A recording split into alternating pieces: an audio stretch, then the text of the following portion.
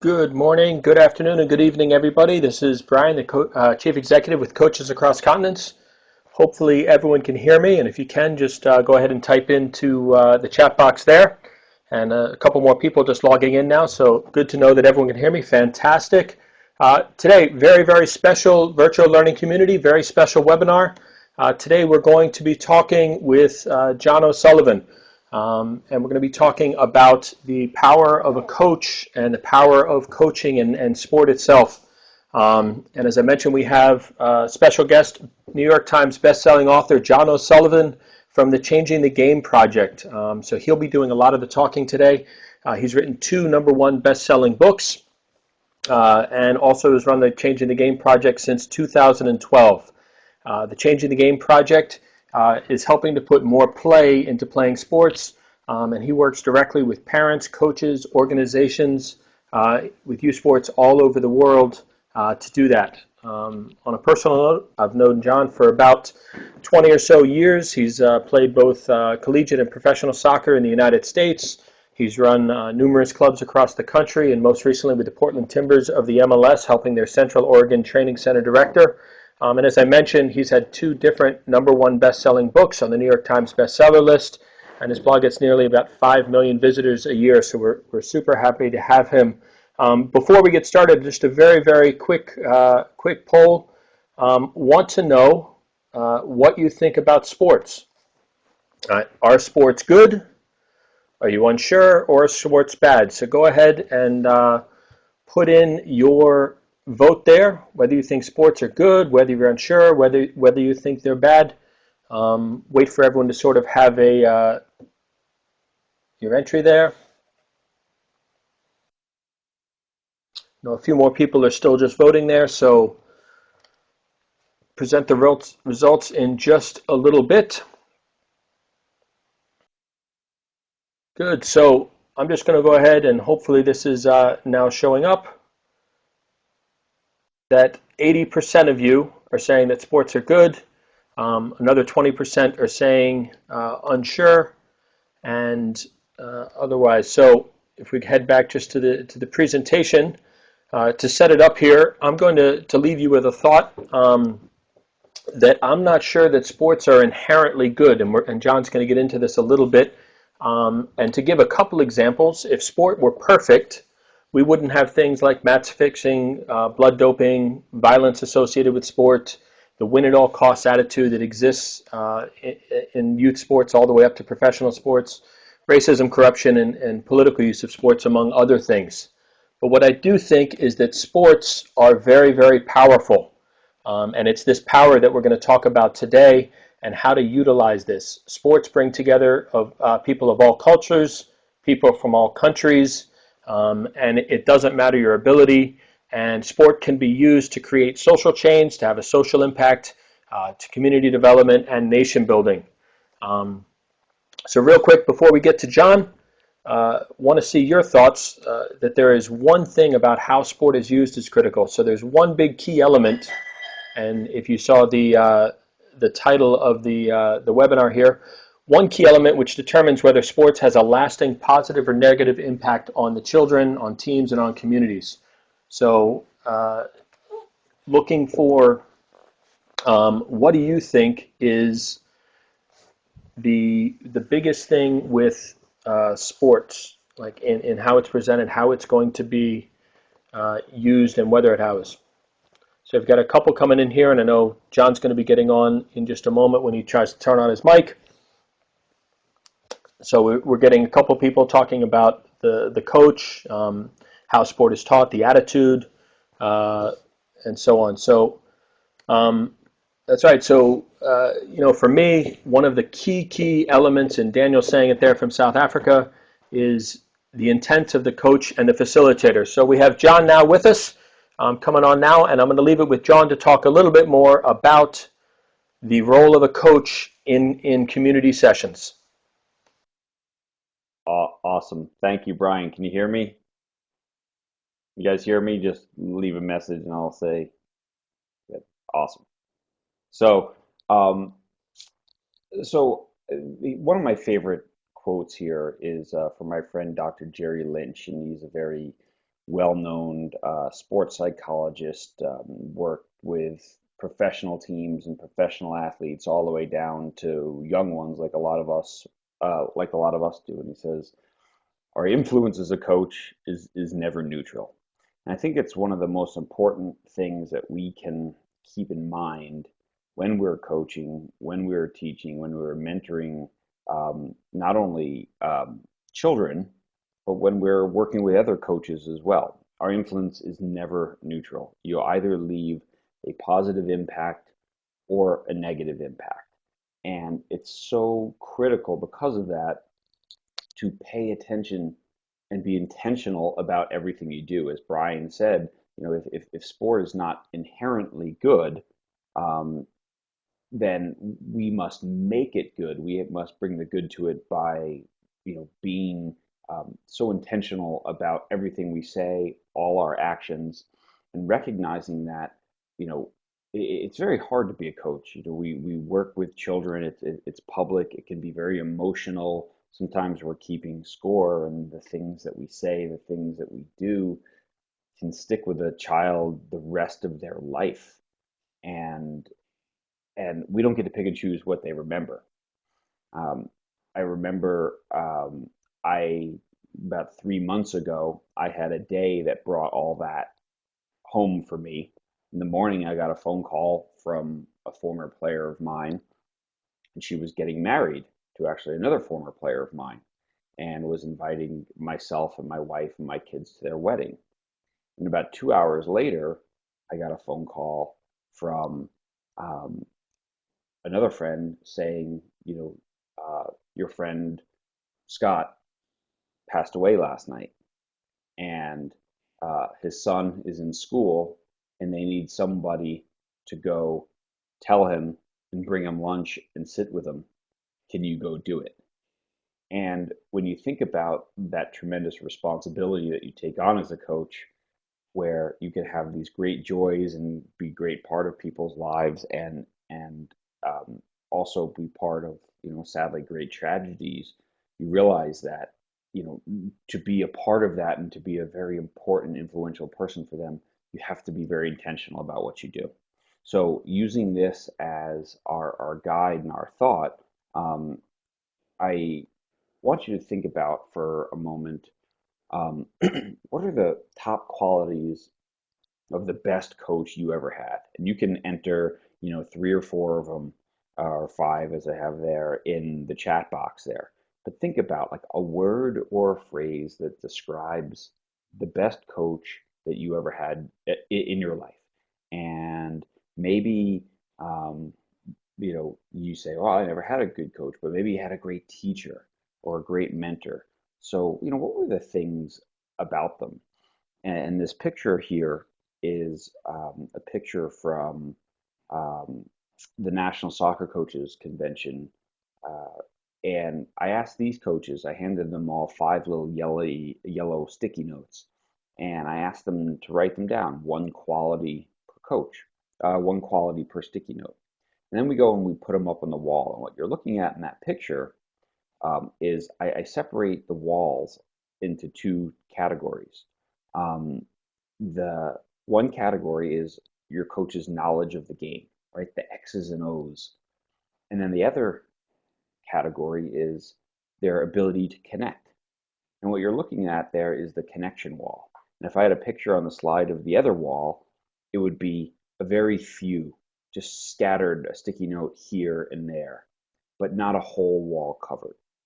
And when I look at all your comments and everything that you guys are putting in the chat box, right? Energetic, role model, understanding, patient, inspirational, listening, warm and patient, empathy, strong faith, treated people fairly, people who care on and off the field. These are the qualities that we remember about our coaches. And sometimes we can get really caught up as coaches thinking about the X's and O's, right? How do I run this activity? How do I describe um, this certain thing that we're doing? But really, what we remember about the best coach that we ever had is not what they taught us, but how they made us feel. And then when we realize that, And we realize that coaching is not an X's and O's business. Coaching is a relationship business. And we have to get the relationship right first and foremost. We have to let kids understand how much we care before they'll ever care how much we know. So when you're doing your coaching and when you're training the coaches who work with you and work for you, don't just worry about the X's and O's piece of it. Think about this piece as well. Think about this: the caring, the inspiration, the motivating, demanding but not demeaning. All these things are incredibly powerful qualities that will make your coaches impactful, as some of you said, both on and off the field. So I've actually also just done some research here in the United States. George Washington University did a huge study of children in sport and asked them, um, what are the top qualities? What do you want from your coach? And like many of you just said there in the chat box, these are the top 5 qualities. They want someone who respects and encourages them. They want someone who's a positive role model. They want clear, consistent communication. My friend Brian's not a great speller, but clean would be fine too, I guess. Probably important as well. They want someone who knows what they're talking about, and they want somebody who listens, right? They want someone who's fair. So these are the things that our children are um, asking from their coaches. And I don't think there's anything on this list that every coach can't give to a kid, right? No one, when I said, give me the qualities your best coach, says, oh yeah, he or she disrespected me, or they discouraged me, or they were a lousy role model, or they said one thing and did another. So I think it's so important that um, as coaches, if we can teach these things to our other coaches, if we can teach these things to our kids who will someday be moms and dads and teachers and coaches as well, it's an incredibly important thing. So the last piece I think for you guys is this. Um, One of the things that athletes need is what we call self-efficacy, and the idea of self-efficacy means they need to understand that their effort means something. So they understand that they have to understand that their hard work pays off. And I think a lot of times athletes go through sport or children go through school and maybe they have a learning disability or maybe they're a little slower to pick something up and they start to think that their effort doesn't matter. They start to think that, well, I'm doing all this work and I feel like I'm working harder than everyone else. And all my coach tells me is work harder because, I'm not quite as coordinated or I'm not picking up as quickly, or I don't quite understand what he's saying because maybe I'm more of a visual learner and he wants me to hear it, to figure it out just when he says it. So I think one of our jobs as a coach is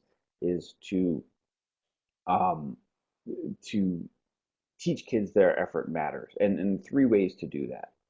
Number one, every athlete needs recognition, so you need to catch them being good, right? How do you catch your kids being good? Um, Sometimes we can get into the whole thing of, well, I'm trying to make them better, so I'm always harping on, oh, do that better. But something as simple as saying to a kid, hey, I see you working hard out there, keep it up, means everything to them because they start to feel like, oh, I am working hard and I get praised when I do. The second one is relevance, or they need a role. So when you have teams, what role does every child have on your team? What role does every child have in your program? Not everyone can be the best player, but you know what? They might be the nicest. They might be the funniest. They might be the smartest. So finding ways and letting kids know that you play an important role in this group, um, it makes them again feel like their effort matters. And then finally, a way to measure their contribution. So it can be very hard especially in a sport like soccer, where it's not like running or swimming, where someone can lose a race but have their best time and feel like, oh, well, look, I'm getting better. So it's important that we create ways for our players to get better and to know that even without a comment from us, hey, I'm getting better or I'm contributing to that. And so whatever values your program brings, make sure that you're rewarding those values, because those are a way for your kids to know that, hey, being grateful is one of the things that really matters on this team, and I'm being recognized, and I have a role for being grateful. So when you do those three things, right, you start to teach your kids that their hard work and their effort matters, and then your lessons get across a lot clearer and a lot more strongly. So I think that's it from my side of things, Brian, except if we have questions.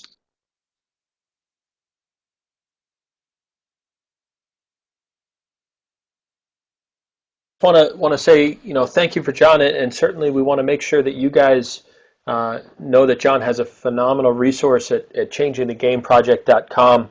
Also, while we have him here, certainly able to have you guys ask about questions about John, either directly from what he's talked about today. I can see that Nick's already asking you to relate a little bit about your experience with Lauren when you came and worked with CAC in Cambodia. So as you guys want to think about and ask John questions, John will talk a little bit about Cambodia, and then I'll get to the questions that you guys type in. All right, I'm back on. So, yeah, so last August, just over a year ago, my wife and I spent 2 weeks in Cambodia with CAC in Phnom Penh and working with ISF in their multiple programs there. They have, I think, two schools, and then they run the whole football league, the whole soccer league for all of Phnom Penh, the capital. And it was an amazing experience. Um, there's a story, I go around speaking a lot, and there's a story that they tell every speaker not to tell, and they call it the starfish story. And the story um, goes something like a kid and his dad are walking on the beach, and there's all these starfish laying up as the tide has gone out, and the birds are eating them, and some of them are drying out. And a kid goes and he picks up one, and he throws it back, and he goes to another, and his dad says to him, what are you doing? He says, I'm saving the starfish. And his dad points at the beach. He goes, but look at all of them. You're not going to make a difference. And the kid says, well, it's going to make a difference to that one. So ISF in Phnom Penh is the International Starfish Foundation, founded on this idea of this story that, what, fix, we can't help every kid, we can't fix every situation, but we can certainly make a difference to that one. And, you know, what they're doing there shows that sport, when done right, can provide tremendous good, right? Can provide a community or schools things to rally around. And we work with children in their program with kids with disabilities.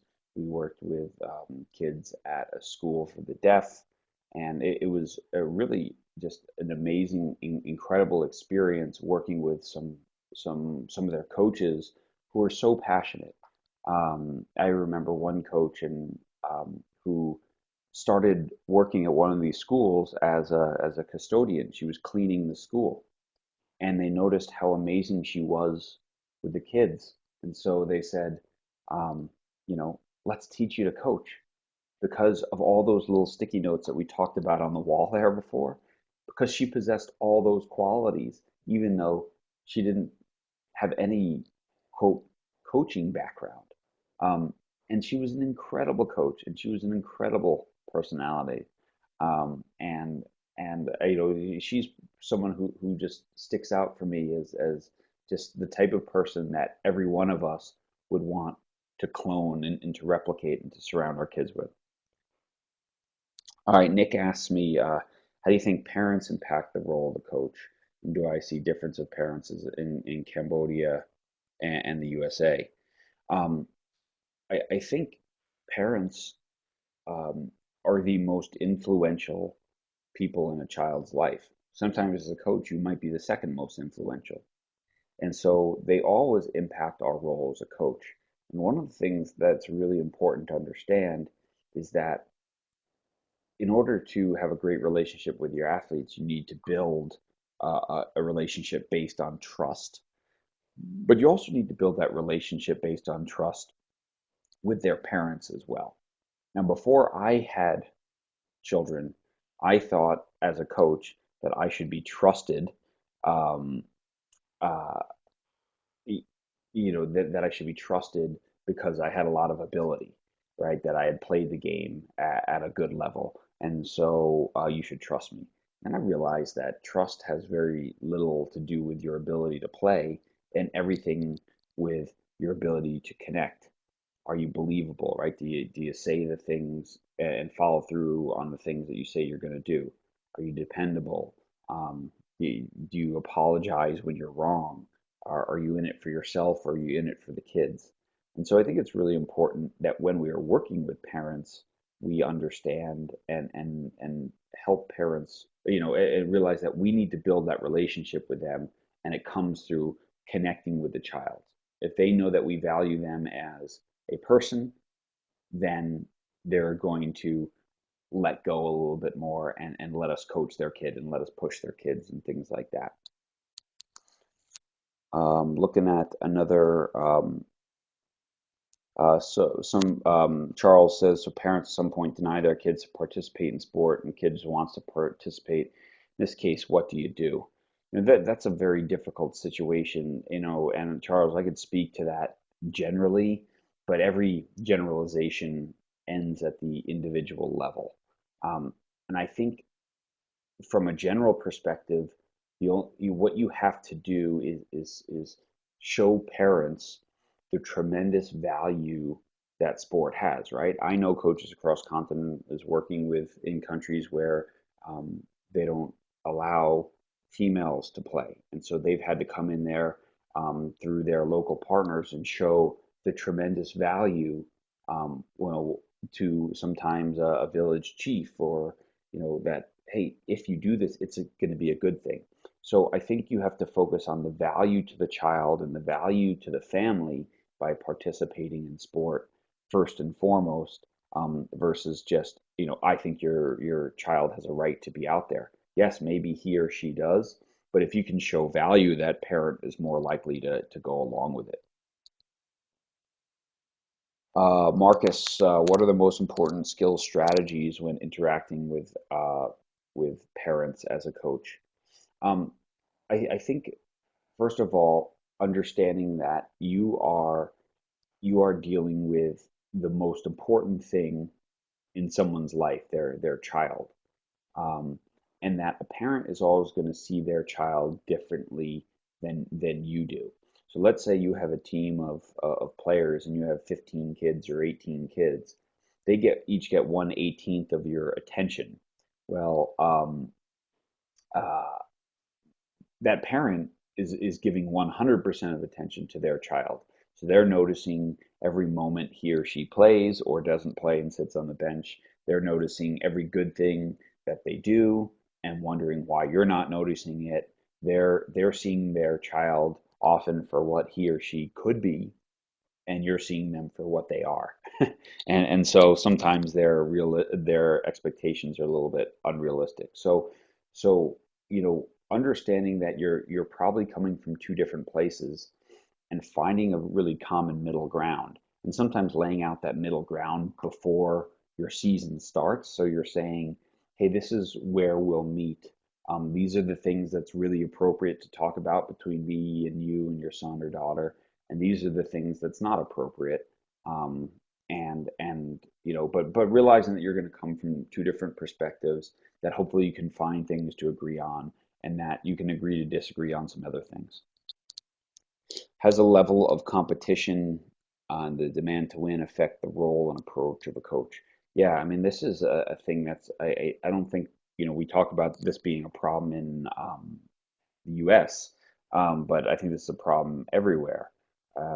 We often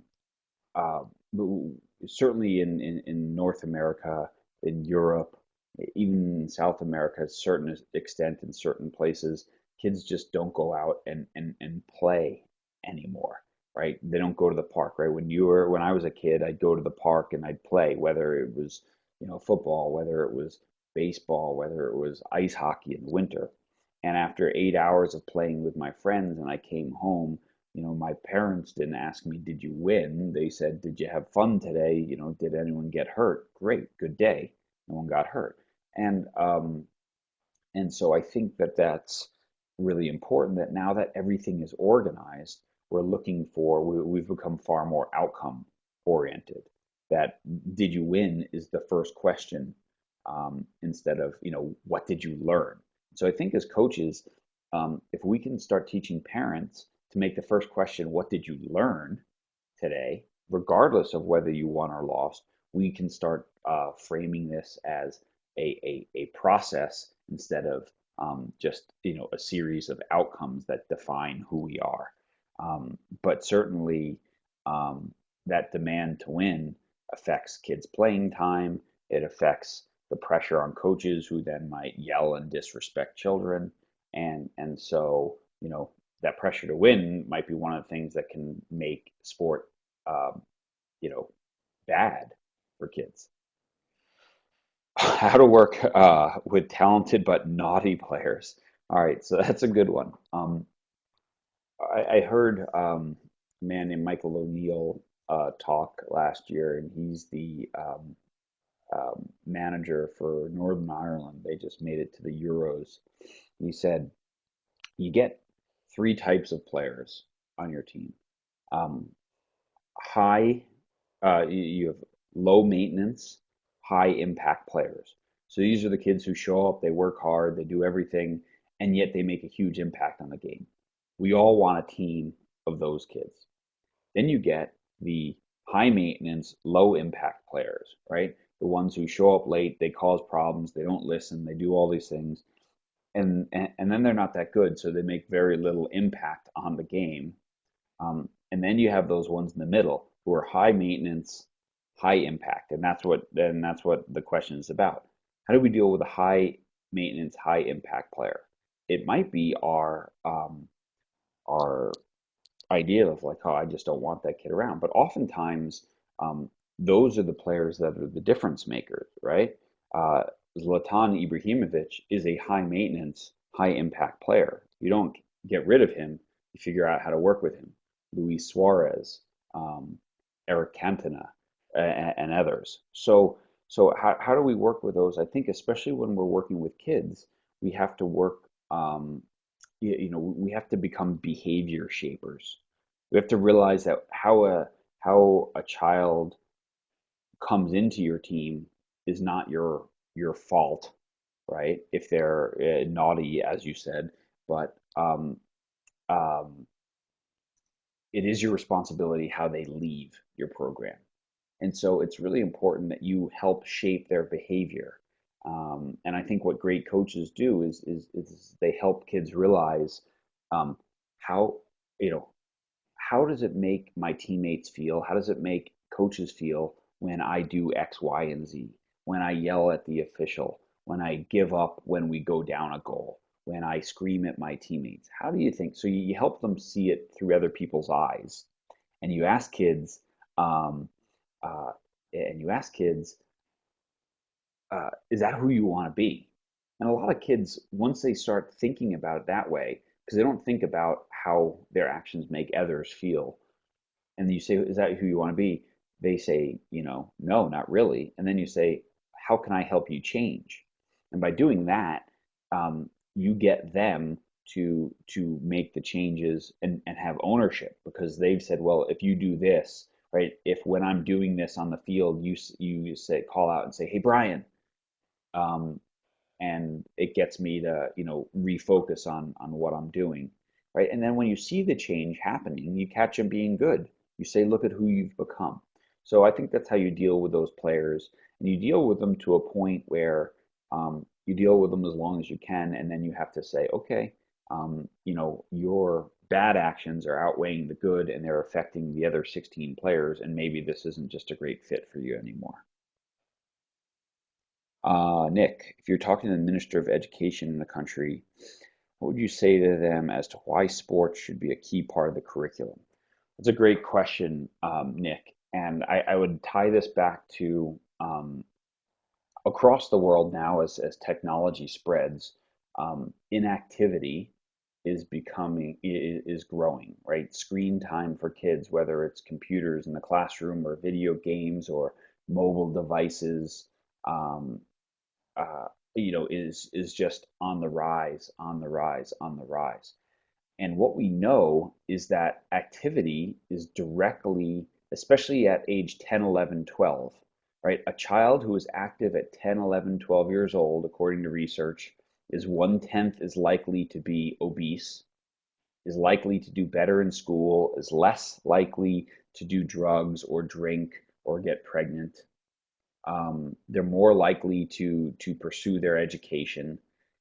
They have lower healthcare costs throughout their life, so they actually save a country money, and they're more likely to raise active children themselves.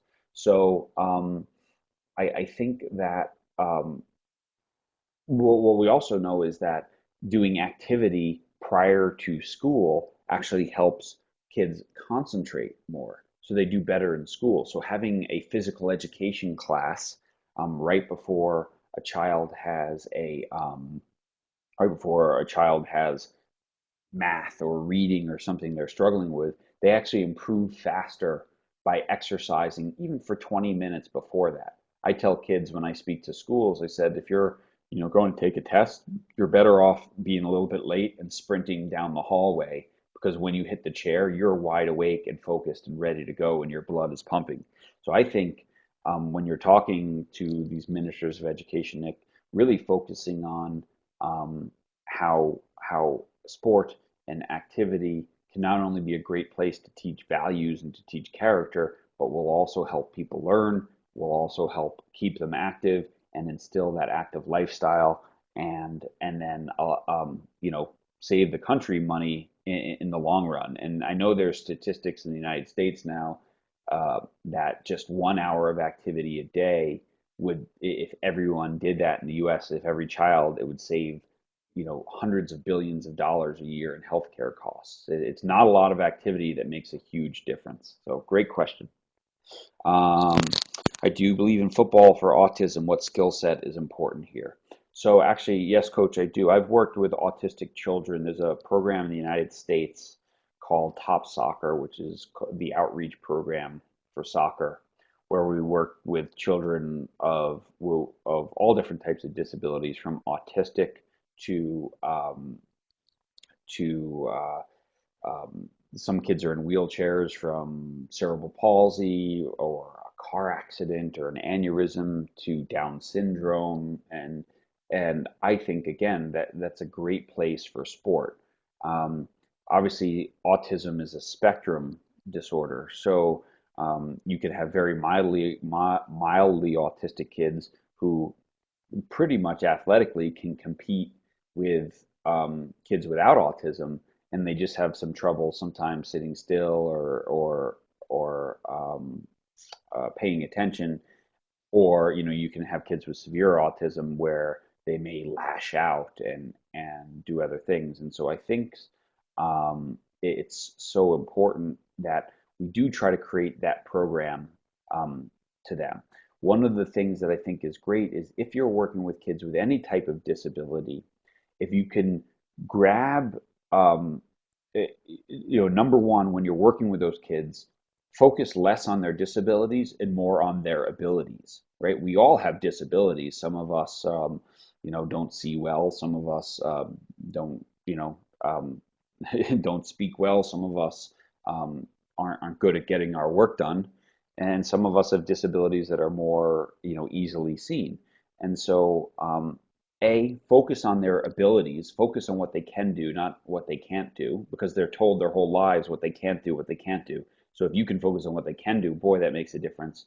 And then number two, get some of your players, your, let's say, able-bodied players, to volunteer as buddies. So when I ran these programs, I would have every one of my top soccer children would have a um, uh, just an able-bodied player from our program or two who was their buddy and who would help them and would teach them to pass or catch or whatever activity. Sometimes it was just pushing their wheelchair around.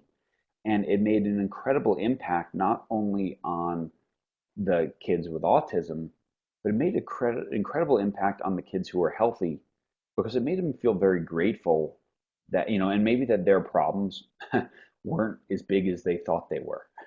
And it was amazing to see the transformation in all the children, to say, you know what, I want to be a part of this program and I want to work with these kids and I want to step in and I want to help, to and they would, at the end of the program, they would say, no, I'm not going to go to that school football game, or I'm not going to go to that dance. I want to go to top soccer. So I think, as great coaches can create learning environments for every level of learner. And I think when you're working with children with any type of disabilities, the more help you get, the more coaching help you get, the more buddies you get. And we did this in Cambodia where we were all buddies for the children who were playing. The kids love it, and I think the buddies love it as well. So awesome. Uh, Edwin, how should you handle a child who is uh, had an on-field injury before?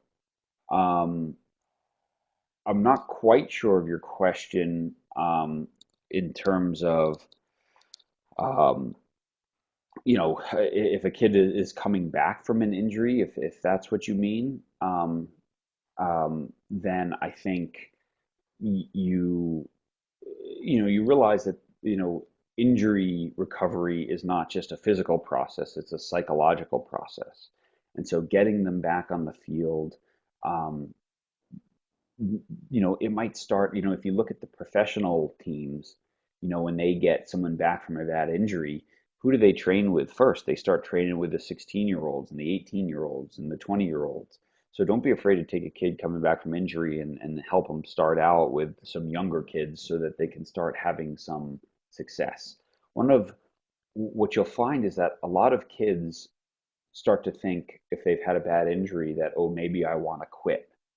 And they want to quit, because, again, they feel like my effort doesn't matter. Boy, I just did all this rehab and I can't run, I can't move, my touch is terrible, all that sort of stuff. Um, and so sometimes as a parent, or sometimes as a coach, if that kid says, I want to quit, I can't play anymore, I'm no good, sometimes what you can say to them, I think it's really powerful, is, you know what? I understand how you're feeling. How about this? I want you to work really hard and train till you get back to where you were before. And then if you want to quit, you can walk away. And now that player goes, okay, I'll get back to where I was before and then I'll walk away. And what happens is, in the process of getting back to where they were before, they start realizing that they're making progress again. And pretty soon they surpass where they were before, and now they feel like, oh, I'm getting better. And so you're not dealing with the physical piece, you're dealing with the couple of inches between their ears, where you make them realize that, oh, my effort matters.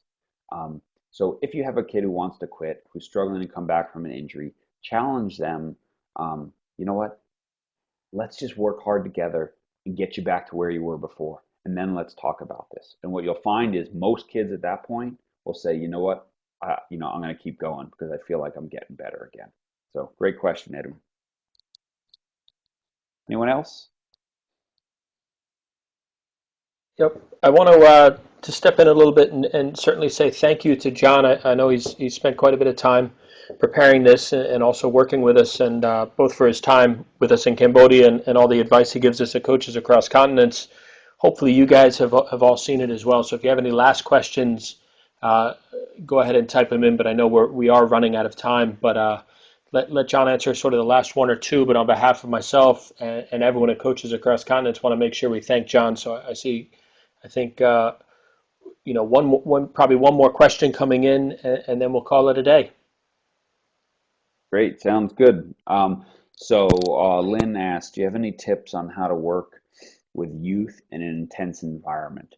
Um, yes, and I think here's one of my favorite quotes or equations of all time, and it was written by a man named Timothy Galway, who wrote one of the most famous first sports psychology books. It was called The Inner Game of Tennis. And he says that performance equals potential minus interference.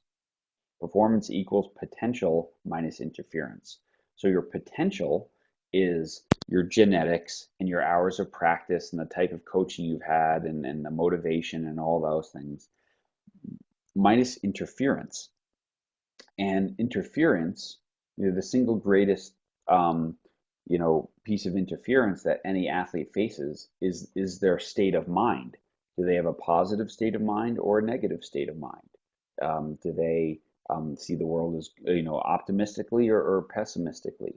Do their parents create more tension and stress and focus on outcomes, or do they do the opposite? So I think one of our greatest tasks as a coach is if we can be the people who strip away the interference, we strip away the stress, we focus on what did you learn. We work with parents to say, hey, take a step back. What you're doing, even though you love your kids and you think that you're helping, it's not helping your son, it's not helping your daughter because it's adding stress and pressure. And even at the highest level of sport, right? At the highest level of sport at Manchester United right now, they're not trying to add more stress to Paul Pogba, the most expensive footballer in the world. They're trying to reduce stress so he can just go back and be a player. And I think as a coach, if we can start thinking of ourselves as people who remove interference from our players so their potential can shine through, it makes a huge difference. So when they're struggling, don't pile more on them. Take it away and make the game simpler for them. Just do this. When they're feeling pressure from their parents, can you step in and say, hey, you're causing this type of pressure on your kids, and it's actually not making them better right now. It's making them worse, and it might make them want to quit. So if you can think of that equation, performance equals potential minus interference, and our job as a coach is to strip away all the things that interfere so that kids can perform up to their potential. Good question, Lynn.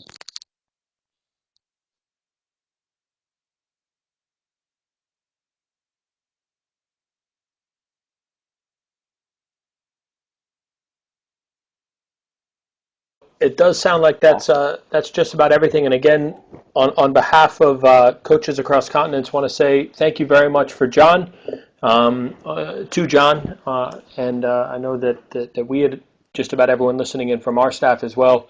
So if everyone could just say thanks to John, and this video will be available probably in the next 24 hours, and do want to welcome you to share that for free with people throughout your organizations around the world. I know I notice people on from about 5 different continents, so that's fantastic. So thank you very much, John. Greatly appreciate everything, as always. Thank you, guys.